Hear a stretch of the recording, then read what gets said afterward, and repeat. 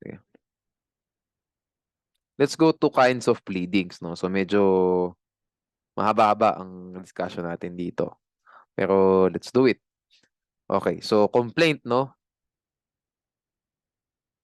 The filing of the complaint commences the civil action. Ba't po natin kailangan malaman kung kailan nagko-commence ang isang civil action? For the purposes of prescription, no? If na-file po on time ang complaint, may interrupt po ang prescriptive period of actions under Article 1155 of the Civil Code. Kaya nga, no, sana po no maganda ang foundation natin ng civil law, especially sa Oblicon, kasi talagang heavily related ang Oblicon sa civil procedure. No, talagang baka po no, kung estudyante po tayo, hindi pa tayo lawyer, so we don't have enough context pa.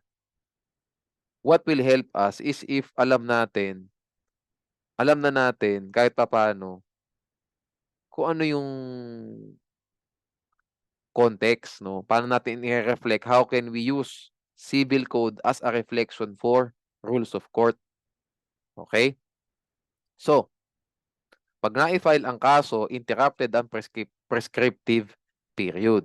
However, if additional defendants are impleaded in a later pleading, so sabihin natin, joint debtors, no? Ang nilagay pa lang doon sa kaso, yung unang dalawa, yung natirang isa, hindi pa agad yung in-implead. Itong last na isa, no, yung hindi pa na-implead, this additional defendant, no, the action will only be considered as commenced as to him from the date of the filing of the amended pleading. Okay. So doon po sa unang dalawang debtors, joint debtors, no, sabihin natin, interrupted na po ang prescriptive period sa kanila January 2. No? Sabihin natin, nag-amend lang ng pleading including or in pleading this additional defendant January 7. Oh, with respect to the other person, do sa late na nai-implead, na-interrupt lang po ang prescriptive period sa kanya January 7. Okay? Okay na tayo dyan. No? It's very understandable. Okay. Mr. A, isang example na lang tayo. No? Ayan. Mr. A entered into a contract, written contract of loan with Mr. B and Mr. C. B and C were joint debtors. Once the loan became joint demandable, A sent demand letters to B and C for the payment of the same. They were not able to pay upon demand. After 9 years have elapsed since the date, Mr. A sent a demand letter to Mr. B. Mr. A filed an action for collection of sum of money against Mr. B. Mahaba pa yung may elapsed. After 9 years na lang. Ayan. Ayan. 2 years later, Mr. A impleaded Mr. C in the same action as a defendant. So, after 2 years, so essentially 11 years yan, di ba? Naging dalawa na ang defendants na sa kaso. No? Should the action against Mr. B be dismissed? No. So, pag po tinignan niyo yung facts, no, dapat talaga alam niyo yung provisions. You get the provisions that you read para alam niyo kung saan niyo tatargetin, asan ba yung issue. Like kung ganito, very innocent looking yung facts.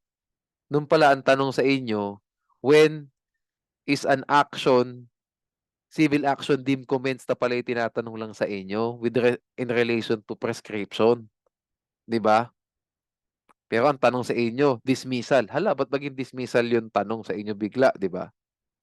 So you need to understand your caudal talaga. No? So no, the action against Mr. B should not be dismissed. Kasi nga, with respect to him, the prescriptive period was terminated on the 9th year from the time that the demand letter was sent and BNC failed to pay upon demand. 9 years. Okay? Ano ba ang sabi sa article, ano ba ang sabi sa Civil Code with respect to prescriptive period ng cause of action, right of action arising from written contract? 10 years po yan di ba? O the 9 years pasok.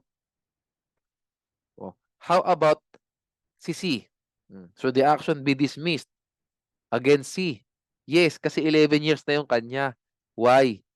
If additional defendants are pleaded in a later pleading, di ba? The action is deemed commenced with regard to them from the date of the filing of the amended pleading. Amendment to eh. Nag-include ka ng another defendant eh. Oh. So, 11 years yung sa kanya. Prescribed na po yan. Kasi nga, lagpas na dun sa 10-year period under the Civil Code. Okay, you get the point, no? Sige.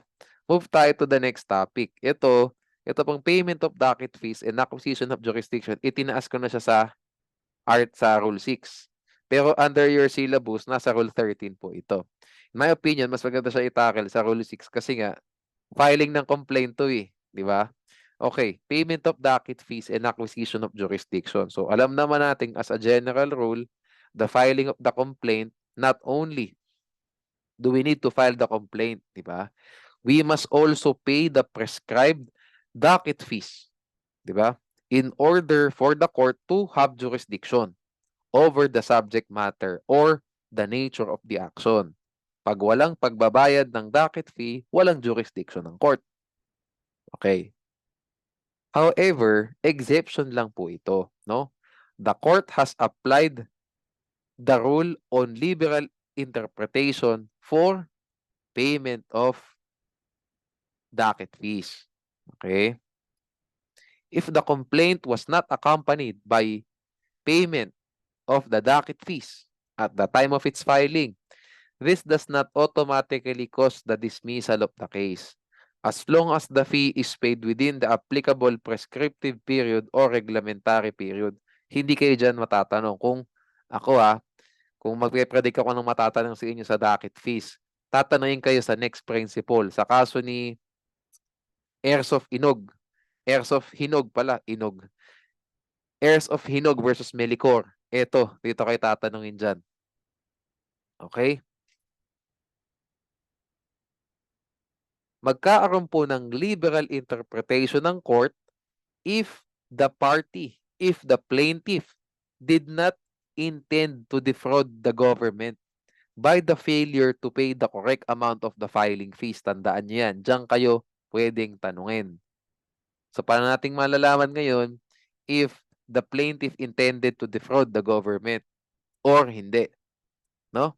In case when the party does not deliberately intend to defraud the court in payment of docket fees and manifests its willingness to abide by the rules by paying additional docket fees, the liberal doctrine applies. Okay.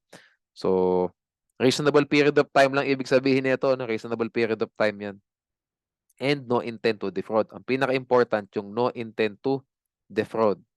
Okay, so ito po, this also applies to permissive counterclaims, third-party claims, kasi nga, initiatory pleadings din to. Pag initiatory ang pleading, kailangan ng docket fee kasi bagong kaso yan. Pag compulsory counterclaim, hindi kailangan kasi hindi naman initiatory pleading yun, no? Okay, ito, no? Ito ba yung, ito yan. Mr. A filed a complaint for specific performance against Mr. B. Okay, so alam niyo naman ang specific performance, that is an action incapable of pecuniary estimation. Diba? Okay, so Mr. A filed a complaint for specific performance against B. In the body of the complaint, A alleged that B was liable for damages in the amount of 78,750,000 pesos. However, this amount of damages was not stated in the prayer of the complaint. So, ang ginawa po ni Mr. A, inilagay po niya sa body yung amount ng damages.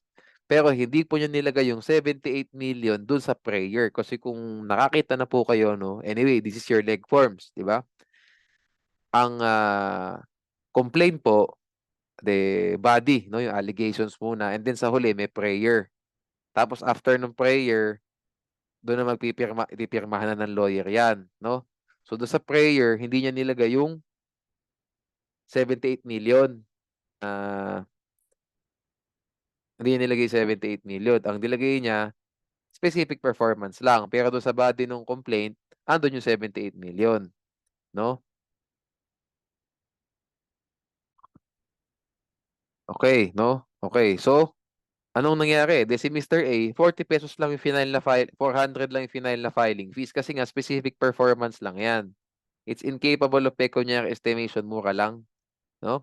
Considering that the action was supposedly incapable of pecuniary estimation. Later, Mr. B filed this answer alleging that the complaint must be dismissed for lack of jurisdiction. So, should the action be dismissed? Yes, the action should be dismissed. Why? Case law dictates that there must be no intent to defraud the government by the failure to file the correct amount of the filing fees. Otherwise, the court will not acquire jurisdiction over the case. Okay? Why? Because the payment, diba, as a general rule, the payment of the docket fees, diba, along, diba, the filing of the complaint and the payment of the docket fees vest, diba, the court with jurisdiction over the subject matter and over the nature of the action. So here, the action should be dismissed because it appears that Mr. A did not allege the amount of damages in the prayer. He was seeking in the prayer of the complaint in order to evade the payment of docket fees. Thus, Mr. A intended to defraud the government. Ganun po ang style. Case law po ito, no? Case law ito. Yung ano na yan, yung nangyari na yan, no? Yeah, Sun Life. Yeah, if I can recall correctly. Ito yung Sun Life. Medyo similar dito yung factual circumstance ng Sun Life versus Sun Insurance, Sun Life tuloy. Sun Insurance versus Asuncion. Tama naman pala. Sun Life pala. Sun Life Insurance. Yeah. Sun Life Assurance, Sun Life Insurance versus Asuncion.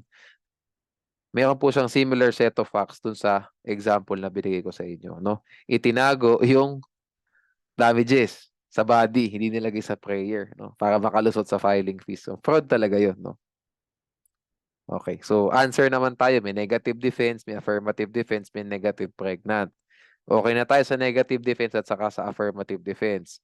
Rather than memorizing what the meaning of affirmative defense is, mas maganda kung i-memorize nyo ano ba yung mga affirmative defenses na pwedeng i-allege. Like yung lack of jurisdiction over the subject matter, lack of jurisdiction over the person of the defendant, failure to state cause of action, lack of capacity to sue, and so on and so forth. We will tackle this later on, no?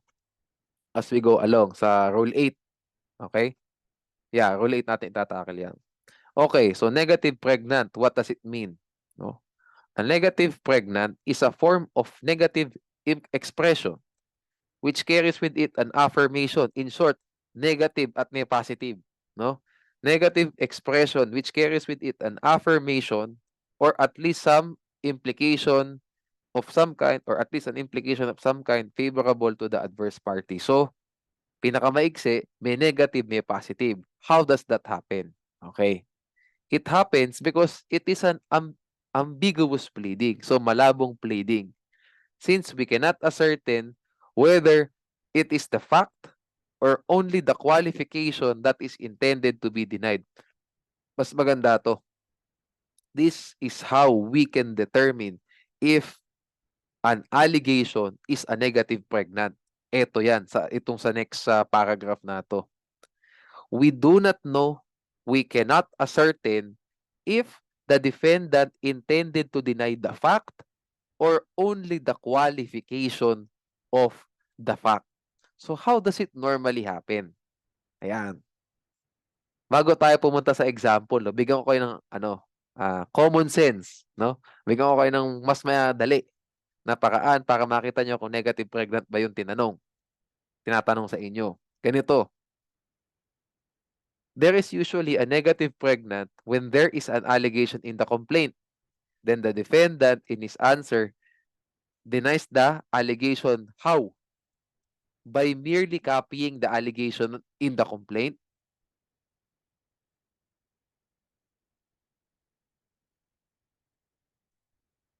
And placing a not at the beginning of the whole allegation. So, kinopya lang niya yung allegation ng plaintiff, tapos nilagay niya ng not sa simula. Not, N-O-T. Example. Well, we have 2. We have 3. Okay? A alleged that B owed him 100,000 pesos contracted in 2014. in his complaint. Ayan.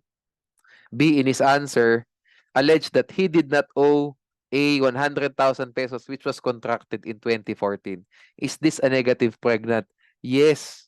The denial is ambiguous because it cannot be ascertained whether B denied the existence of the loan or the year when it was contracted. Tingnan nyo, ano ba yung fact dito? Ang fact dito is whether B owed A 100,000 pesos. Yun yung fact. Ito po ang qualification which was contracted in 2014. Hindi ang ginawa ginawa ni B, nilagyan niya lang ng not yung allegation ni A. So hindi natin alam ngayon kung ano ba dinideny niya. Is it the fact of owing someone something or merely the date when this was contracted? Hindi natin alam. So, it's a negative pregnant. Ang suma total niyan, inamin po ni B yung kabuuan ng allegation. B has, in effect, B has admitted that that he owed A 100,000 pesos contracted in 2014. Okay? So, basically, patalo na yung kaso. No?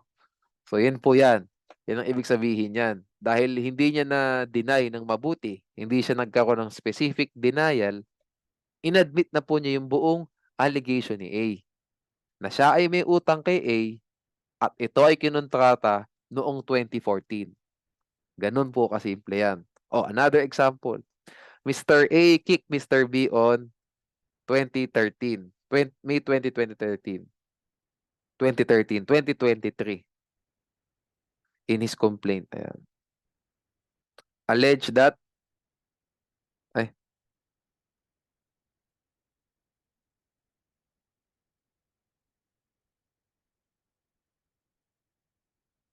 baligtad. Oh,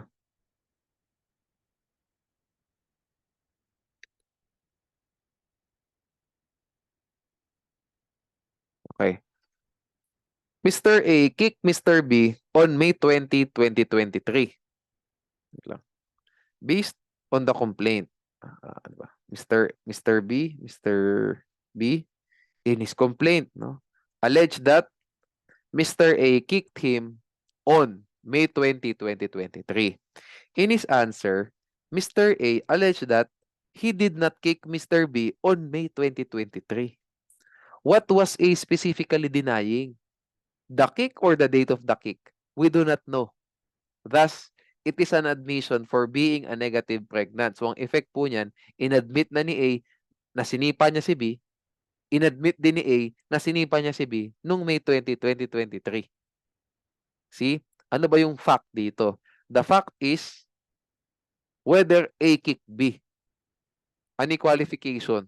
The date. It's an ambiguous allegation. It's an ambiguous pleading yung answer ni A because we do not know if A intended to deny the fact of kicking or the date when the kicking happened. Admitted yan. Okay. Eto, kaso naman tayo, no? Dabot interposed a blanket denial of the romantic involvement. But at the same time, he seemed to have tacitly admitted the illicit affair, only that it was not attended by sexual assault, threats, and intimidation. Was there negative pregnant? Yes. So yung una niyang allegation, sinabi niya, I deny that I had any romantic involvement with that person, ni Attorney Dabon. Yung next niyang allegation, sinabi naman niya, there was no sexual assault that happened between me and this person. So ano ba talaga? Mas mahirap pa, di ba? Mas technical. May romantic involvement ba kayo? O may romantic involvement, wala nga lang sakitan? Hindi natin alam. Ano ba talaga gusto mong mangyari? Di ba? So, was there negative pregnant? Yes. Because we do not know whether he was denying the existence of the romantic involvement or the existence or, di ba? The absence of sexual assault. Thus, the illicit relationship is deemed admitted for being a negative pregnant. Yun.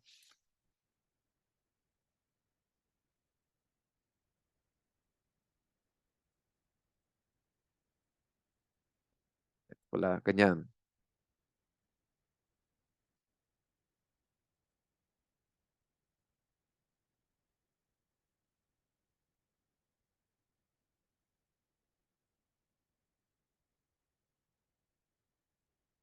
Yan. Okay?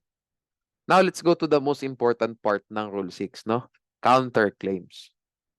So, compulsory counterclaim yan at saka permissive counterclaim. So, very important to. So, the important requisites of a compulsory counterclaim are as follows, no? So, a claim that arises out of or is necessarily connected with the transaction or occurrence that is the subject matter of the opposing party's claim. So, ibig sabihin, yung compulsory counterclaim, it arises out of or necessarily connected sa claim ng plaintiff. Ganun lang kasimple yun. Okay? It must be the counterclaim must be within the jurisdiction of the court, no, trying the case, both as to the amount and the nature thereof. Pag sinabi mong amount, this means yung ano no, yung sa assessed value 400,000. Yung sa demand 2 million, di ba? Exceeding 2 million saka exceeding 400,000, you get the point. Yun namang sa nature, well, papakita ko sa inyo mamaya sa mga examples natin, no? Okay. Lastly, however, in an original action with the RTC, so pag sa RTC po yung ano, no? RTC yung court trying the case, no? The counterclaim may be considered compulsory regardless of the amount. So, ibig pong sabihin na itong last requisite na to, pag sa RTC po, final lang kaso, kahit magkano pa ang compulsory counterclaim. Kahit na 100,000, 500,000, 1 million, 5 million, 10 million, it doesn't matter. Pwede po yung compulsory counterclaim dun sa RTC. Okay, pag yun yung original court, no? Trying the case. Okay. Pero pag sa nature po, kailangan yung RTC, meron talaga. Okay, hindi ka pwede mag-compulsory counterclaim ng forcible entry dyan. Diba? Kasi nga, hindi po nature ng RTC yun. MTC yun. Okay? So, sige, you get the point, no? So, unahin muna natin yung first requisite, no? A claim that arises out of or is necessarily connected with the transaction or occurrence that is the subject matter of the plaintiff's claim, no? So, Mr. A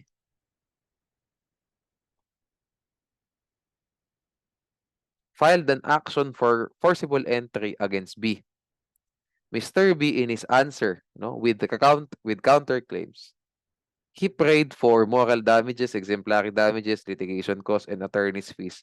Is this counterclaim compulsory or permissive? This is a compulsory counterclaim because the counterclaim arose out of the forcible entry case that Mr. A filed. No?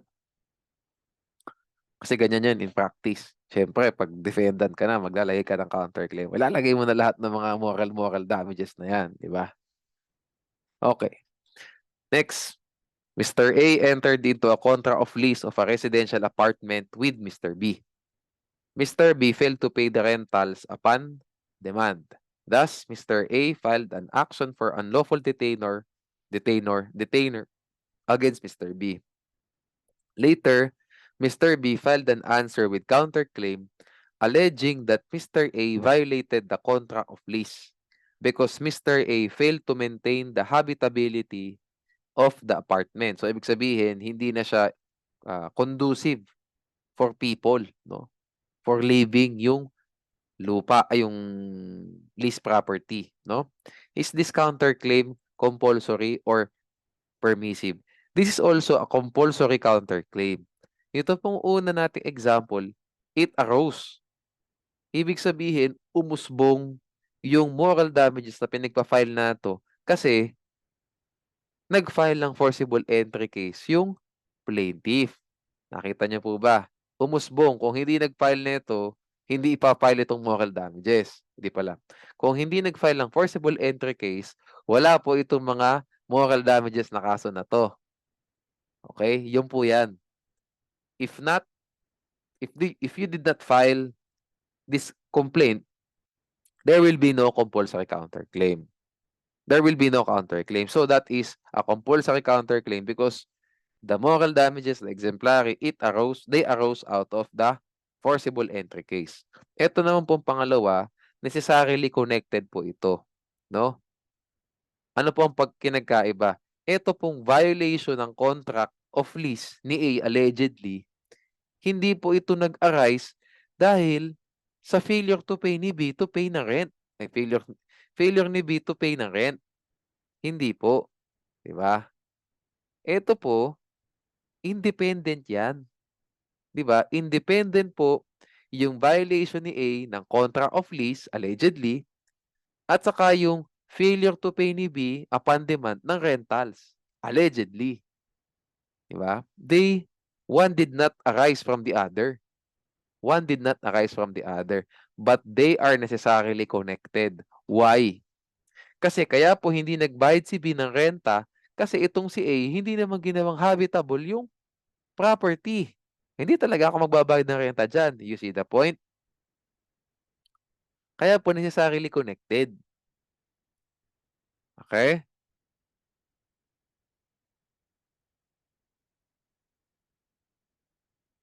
Okay? Anyway, kung di man ganun, sabihin natin, they did not justify, no?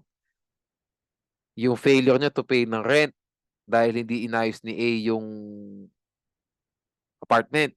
What if sabi ni B, hindi ako nagbinte sa pagbabayad, sabi niya ganun. And on top of that, ikaw nga actually A ang nag-violate ng kontrata natin kasi hindi na po maayos yung apartment. Oh, hindi na siya habitable. Is that a permissive counterclaim or a compulsory counterclaim? Compulsory counterclaim pa rin kasi necessarily connected sila.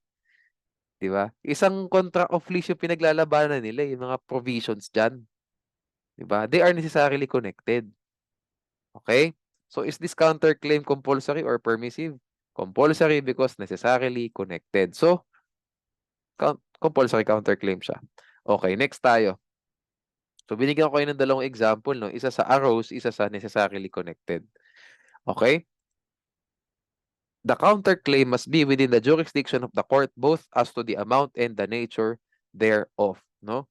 So, examples natin, no? So, dapat dalawa, hindi lang sa amount, sa nature din. Mr. A filed an action for forcible entry against Mr. B with the MTC. Mr. B, in his answer with counterclaim, paid for moral damages, exemplary damages, attorney's fees, and litigation costs in the amount of 2.5 million pesos. Is the counterclaim compulsory or permissive? Permissive po yan kasi nga sa amount. The MTC had no jurisdiction over the counterclaim as to the amount. So, permissive counterclaim po ito. What B should do is to file a separate action with the RTC for moral damages, exemplary, and so on. Kasi nga 2.5 million po yung kiniklaim na damages. Okay? Or another remedy is to just reduce the prayer to 2 million. O depende na kasi pasok na po siya sa amount and nature ng MTC. Next tayo. Mr. A filed an action for collection of sum of money in the amount of 1.5 million pesos against Mr. B with the MTC. Mr. B, in his answer with counterclaim, no, prayed for the delivery of the motor vehicle sold by Mr. A to him. So si A, nagpalit siya ng 1.5 million collection suit kay B. Utang, sabihin natin. Ano naman si B? Nag-file naman siya ng separate niyang ipinaglalaban kay A. Di ba? Deliver mo yung motorsiklo na binenta ko. Paid for the delivery. Ibenta mo, ah, ibigay mo sa akin yung binenta mong motor sa akin. Yung pala. Oh. So si A, nag-file siya ng collection of sum of money. Suit. Si B naman, nag-file siya ng counterclaim. Sabi niya, ibigay mo yung binenta mong motor sa akin. Diba? Wag mo itago sa'yo. Is this counterclaim compulsory or permissive? It's permissive because the MTC has no jurisdiction over actions for specific performance. Diba? You're compelling someone to deliver this eh. Diba? Deliver mo yung motor na binenta mo sa akin. That's specific performance. So, hindi pwede yan kasi nature. No? Okay.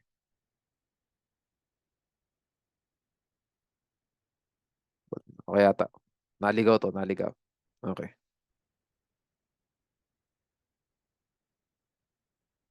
Dapat dito yan kasi. Dito pala dapat. Yan. Okay. Last. Mr. A filed an action for specific performance for the delivery of a motor vehicle against Mr. B with the RTC. So, specific performance, no? Sabi ni A, ibigay mo sa akin yung motorsiklo. Ayan. Mr. B in his answer with counterclaim prayed for collection of sum of money of the purchase price of the motor vehicle in the amount of 1 million pesos. Is this counterclaim compulsory or permissive? Compulsory po yan. Oh, sige nga, try natin. I-apply natin yung lahat ng requisites na important. Unang-una, ito pong claim na to, yung counterclaim na to na 1 million, this is necessarily connected to the claim of Mr. A. Why necessarily connected? Si A kasi pinaglalaban niya, ibigay mo sa akin yung motor ko. Yung motor na binenta mo sa akin. Ang sabi naman ni B, ibigay mo muna sa akin yung bayad. Hmm. So in that sense, necessarily connected po sila. Hindi naman nag-arise yung one sa isa, walang nag-arise na one from the other, wala.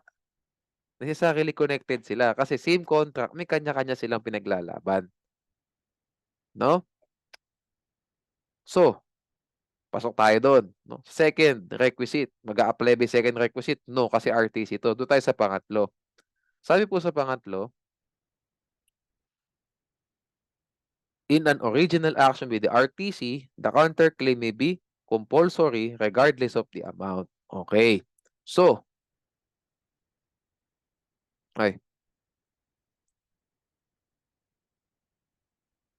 as to its nature, covered po ba ang specific malamang, di ba? Okay, RTC yan eh. Saka yun yung original action. Okay, so as to the nature of collection of sum of money, yan pala. Can this be covered? Or can this be under the jurisdiction of the RTC? Yes, no? The RTC can have jurisdiction, original exclusive jurisdiction over actions for collection of sum of money. So with respect to its nature, pasok tayo. Now, ang sabi sa Section 7 Rule 6, the counterclaim is compulsory regardless of the amount. Tuloy natin ng konti. As long as the RTC has jurisdiction over the nature. Eh, ang collection of sum of money nga po, may jurisdiction ng RTC. So regardless of the amount, kahit na 1 million pesos lang yan, this is still considered as a compulsory counterclaim. Okay? Ano po pinagkaiba na itong number 3 example at saka number 2? Okay. Sa number 2 po, walang jurisdiction si MTC dito sa delivery ng motor vehicle. Kasi specific performance siya. So, dapat mag-file ng separate action si Mr. B. File mo sa RTC kasi that's an action for specific performance, an action incapable of pecuniary estimation. Dito naman po sa pangalawa, RTC po yung original court. Original court with original exclusive jurisdiction kasi specific performance yung final. O ngayon, yung nature na tong collection of sum of money, meron bang jurisdiction? Meron bang jurisdiction? Can the RTC have jurisdiction over actions for collection of sum of money? Yes. No? So sa nature, pasado. Pero pag compulsory counterclaim, okay lang. Kung hindi umabot ng 3 million yan o 2.1 million, okay lang. Hindi kailangan maging in excess of 2 million. Kasi regardless of the amount, ang sabi ng Section 7. Okay? So a compulsory counterclaim should be interposed in the answer. Otherwise barred. No? Otherwise barred. Hindi pwede. Oh, okay, so ito kasi yung mga example natin, sabihin natin dito sa number 2 na to. No? Permissive kasi, kaya pwede kang mag-separate action. Okay? Basta pag compulsory yan, sabihin natin, pasok sa lahat ng requisites at hindi mo nilagay sa answer mo, hindi mo nilagay yung answer mo, answer with counterclaims, hindi gano'n na sinulat mo sa pleading mo, waive na yan. Barred na yan. Okay? Sige. Okay na to examples kasi very basic lang siya ng moral and exemplary. Okay? Sige. Effect on the counterclaim with the complaint is dismissed. So, isa pa isang pwedeng itanong sa inyo ha. Very important to. If the complaint is dismissed, it shall be without prejudice to the prosecution of the counterclaim in the same or separate action. Malamang gusto nung defendant sa same action na para di na siya na magkagasta. Di ba? Okay, so permissive counterclaim. What is a permissive counterclaim? It's a counterclaim that is not compulsory.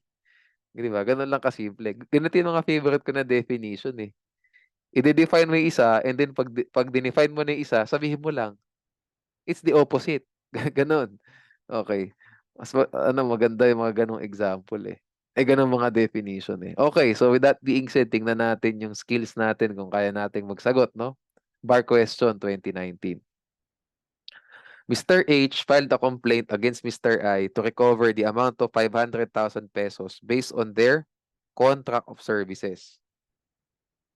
Okay. In his answer, Mr. I admitted that he has yet to pay Mr. H for his services based on their contract, but nevertheless interposed a counterclaim alleging that Mr. H still owed him arrearages for the lease of the apartment, also amounting to 500,000 pesos. No? It has come to Mr. H's attention that Mr. I did not pay any filing fees when he filed his answer. As such, Mr. H moved to dismiss the counterclaim. No?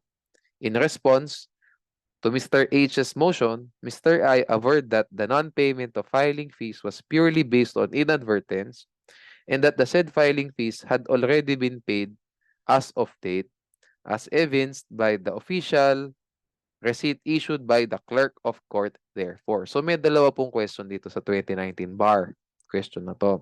Yung una is this counterclaim compulsory or permissive? The second question is yung docket fees.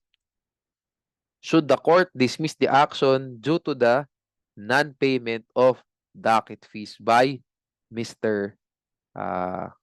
I, no? So sa una muna tayo. Huwag muna natin tinisagot ko. Is this a compulsory or permissive counterclaim?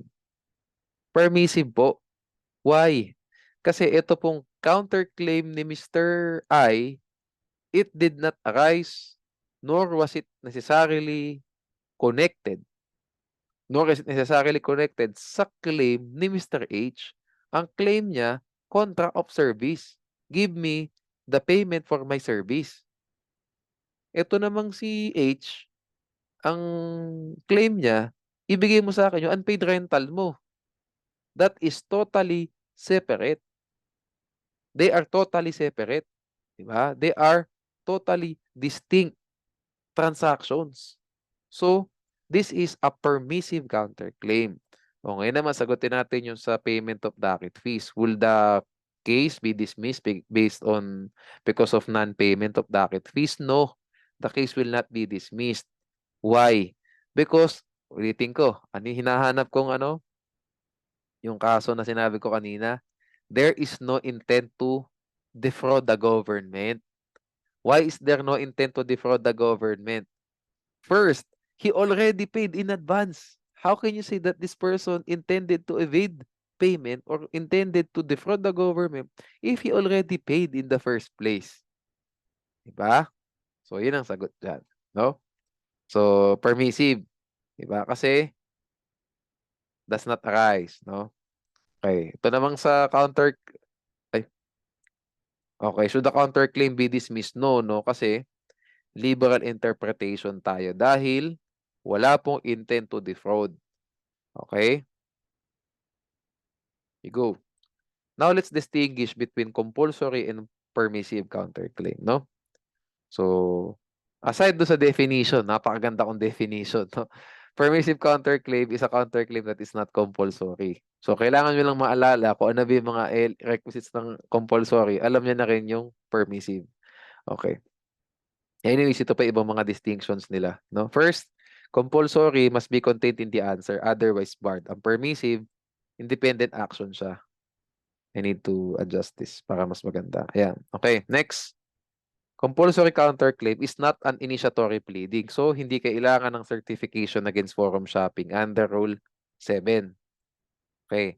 Hindi rin kailangan ng payment of docket fees. Kasi nga hindi siya initiatory pleading. Makakatipid yung defendant. Hindi rin po kailangan ng certification to file action issued by the barangay kasi nga hindi siya initiatory pleading. You are not filing any independent action. Next, compulsory, no? Ay sa permissive. Permissive counterclaim is an initiatory pleading. So, kailangan mo kabalig-kabaligtaran. Kailangan ng certification against forum shopping, kailangan magbayad ng docket fees like itong nangyari sa 2019 bar question, at kailangan ng certification to file action issued by the barangay. Okay, next. Failure to answer the counterclaim does not cause the declaration of default. No? Hindi po made-default yung complainant o yung plaintiff. Complainant tuloy. Hindi po made-default yung plaintiff. Because the allegations in the compulsory counterclaim are deemed controverted by the complaint. So, deemed na siyang denied. No? Yung complaint, dinideny na niya yung ano may nakasulat sa counterclaim. Okay? On the other hand, failure to answer a permissive counterclaim may cause a declaration of default. Why? Kasi nga, it's an initiatory pleading. Bago yan kasi. So, you need to deny it. Specifically, deny the allegations. Otherwise, pag di ka nakapag-file ng answer to the permissive counterclaims, pwede kang ma-default. Okay. So, ito na, no? Basically, opposite lang. No? Compulsory counterclaim arises out of or necessarily connected with the transaction that is the subject matter of the claim of the plaintiff. E di kabila naman, it does not arise out a permissive counterclaim does not arise out of or necessarily connected with the transaction that is the subject matter of the plaintiff's claim. Okay. Get the point, no? Cross claims tayo. There are two requisites lang, no? The claim by one party against a co-party. So, normally to, dalawang defendant, yung isang defendant, meron siyang claim against the other defendant. Okay?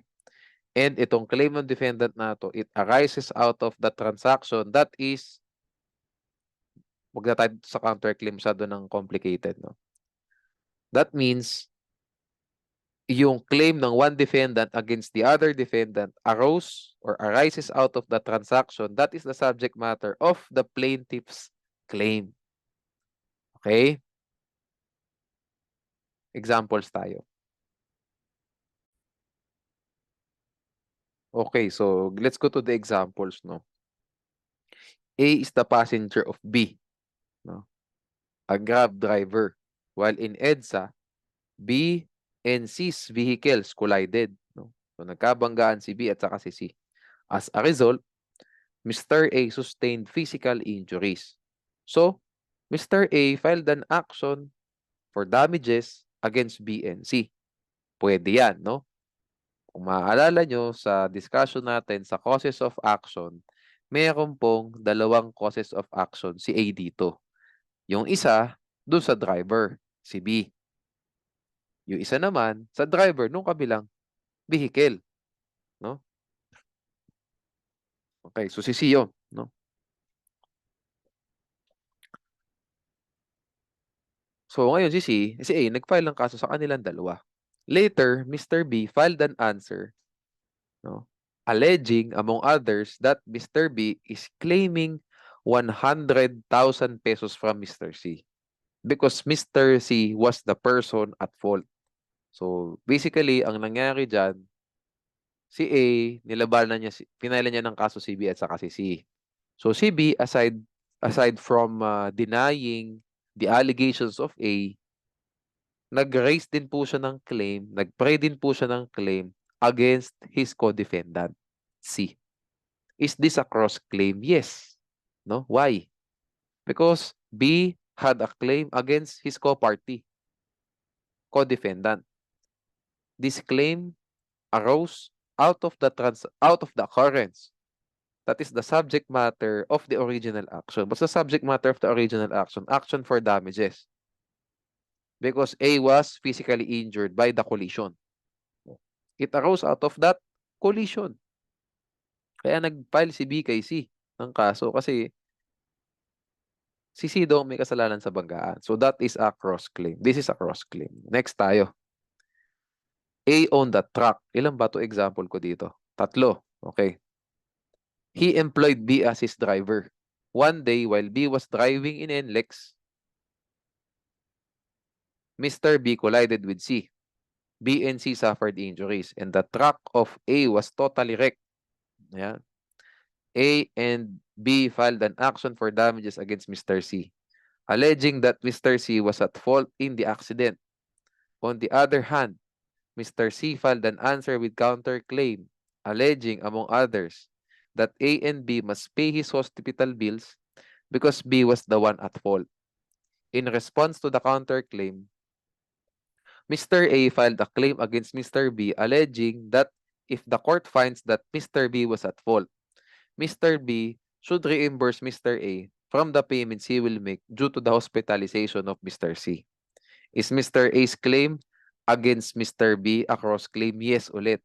Pinahaba lang natin ng konti. Binigyan ko kayo ng example covering this one. Counterclaim. Ang nangyari po sa kaso, si A ay operator ng truck. Owner-operator. No? Si B ang driver. Nabanggaan nila si C. Ngayon, inunahan nila si C. A and B filed an action against C. Si C ngayon, nung sumagot na, nag-file naman ng kanya rin. Aside from denying the complaint filed by A and B, nag-raise din po siya ng counterclaim. Praying na bayaran yung mga injuries na nangyari sa kanya kasi ang may kasalanan talaga si B. O ngayon, ano nangyari? Siyempre, natakot si A. Nako, baka ako pa magbayad ah. Ako na nga ang nag-file ng kaso. Ako pa pagbabayarin sa huli. Ano ginawa niya? Security blanket. File ako ng cross-claim. Dito kay B, siya naman ang totoong may kasalanan eh. So kung ako man ang maglalabas ng pera para mabayaran ko yung sugat ni C, nagastos ni C, pwede kong singilin kay B kasi siya naman talaga yung may kasalanan. That is a cross-claim. Because the claim arose out of the occurrence. That is the subject matter of the counterclaim of C. Sana po malinaw. No? Okay, so last example, no? Ay, hindi na pala example. Iba na palang mga scenarios to. Well, dapat hindi, tama to. 2 examples lang pala. So, if the cross-claim was not answered by the other defendant can be in default. Why? Because the defendant's answer to the plaintiff merely controverts the allegations in the complaint. It does not controvert the allegations in the cross-claim. What I mean by this is, pag nagsagot ang isang defendant sa complaint, yun lang ang dinideny niya. Kung yung co-defendant niya, pinailan siya ng claim, ibang usapan yun. Kasi baka may mga bagong ipinaparatang sa kanya, yung co-defendant niya. He needs to answer this again. He needs to answer this also. Kasi bago yan eh. Pag hindi mo sinagot yan, baka ma-default ka. Diba? So, matatalo ka doon sa cross-claim ng co-defendant mo. Okay. When the complaint is dismissed, the cross-claim is not dismissed if it sought affirmative reliefs. No? Kasi nga baka may mga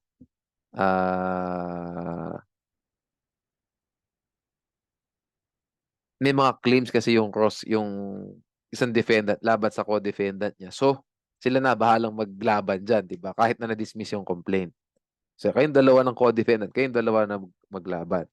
Okay? So, third-party complaints, prior leave of court is required before this can be filed. No, why? Kasi you are asking, the defendant will ask from the court to implead someone who is not even a party to the case. Hindi naman ikaw yung nag-file ng kaso. Ba't ikaw magdidikta kung sino dapat ilagay dyan sa kaso? So, you need to seek court approval. Okay? The purpose of a third-party complaint, tandaan nyo to, is to seek contribution indemnity. Hihingi po yung defendant ng contribution o indemnity o reimbursement doon sa third party na i-include niya. Kaya nga kailangan talaga ng approval. Okay? This is unlike cross-claim and counter-claim where the pleadings are against persons who are already parties to the action. Pag counter-claim at saka cross-claim, yung mga hinahabla mo nandun na sa kaso. Pag third-party complaint, stranger pa siya. Okay? If a third-party complaint is not answered, the third party can be in default. Tama naman yun. No? Kasi bagong mga paratang yan eh. Kasi nga, hingi ka ng contribution, hingi ka ng indemnity, reimbursement. Bago yan. What's your justification? What's the justification of the defendant? What's the allegation of the defendant for seeking something from a third person? Yung third person nga na yan, kailanganisummons yan eh. Diba? Kaya nga, it must be answered. The third party must file an answer. Otherwise, pwedeng magkaroon ng default. Okay? The third party complaint shall be denied admission and the court shall require the defendant to institute a separate action if the third party defendant cannot be located within 30 days, calendar days from the grant of such leave. Why? So that hindi po ma-delay yung proceedings that was filed by the plaintiff. Kasi yung plaintiff ang nag-file, diba? Dapat hindi po yung defendant ang magdidictate ng calendar, no, ng kaso. Okay?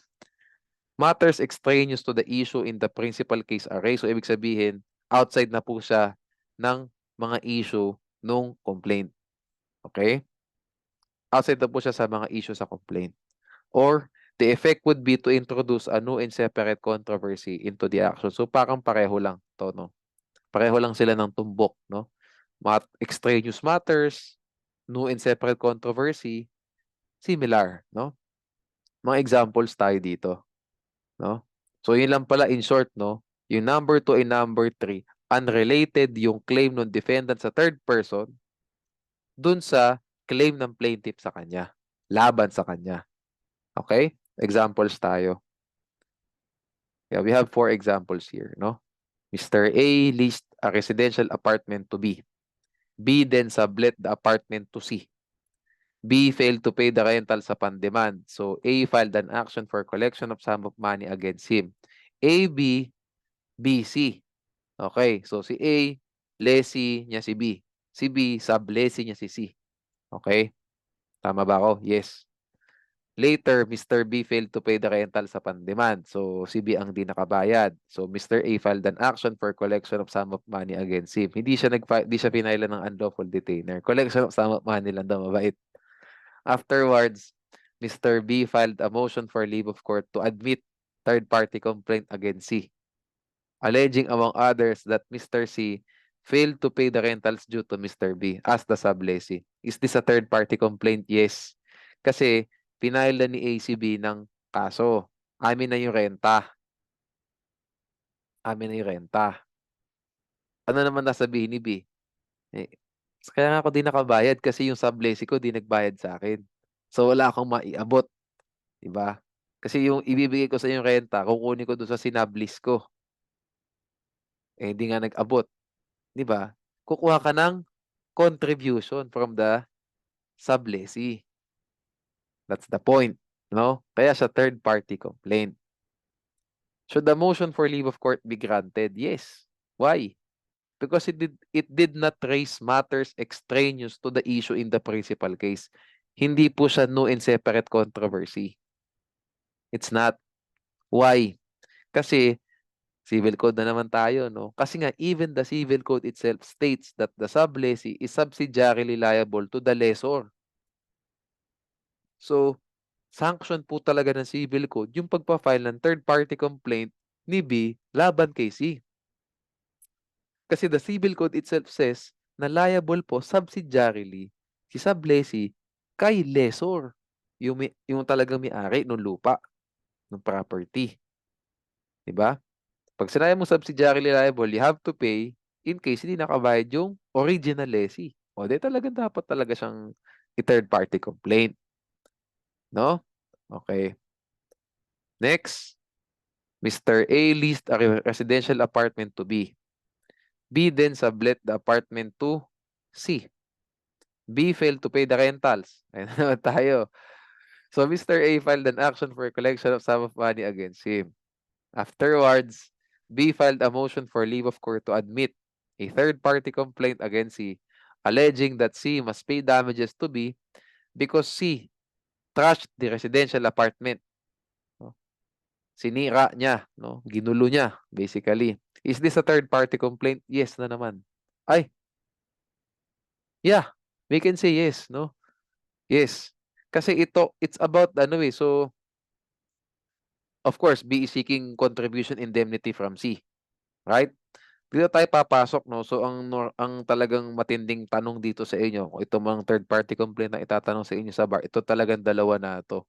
Ito ang pamantayan natin kung ma-deny yung leave of court o yung motion or magagrant. Yung ba mga issues within ba the principal case or extraneous? No controversy ba yan o same? I would say, hindi po matters extraneous to. Why? Ay, yes pala. Is this a third party complaint? Yes, yung pala. Because Mr. B is seeking contribution. Should the motion for leave of court be granted? No. The motion should be denied because it raised matters extraneous to the issue. Yung pala. Kasi ang issue lang po, okay, nalito na ako. Ang issue lang po dun sa action for collection of sum of money is the payment of rentals. Wala pong issue dun yung damages dun sa residential apartment.